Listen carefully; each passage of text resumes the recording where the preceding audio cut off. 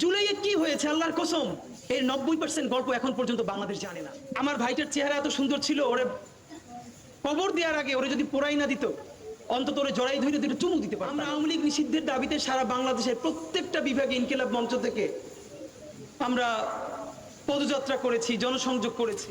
আসলে এই যে 7টা লাশ, আপনি ভাবেন, মানে আপনি চক্ষু বন্ধ করে অসুস্থ হয়ে যাবেন আপনারা আবারও যদি চিন্তা করেন যে আপনার ভাই, আপনার বাবা, আপনার সন্তান, এই 7টা লাশের মধ্যে 6 জন মৃতদেহ ছিল আর একজন জীবিত ছিল, শহীদ সজল।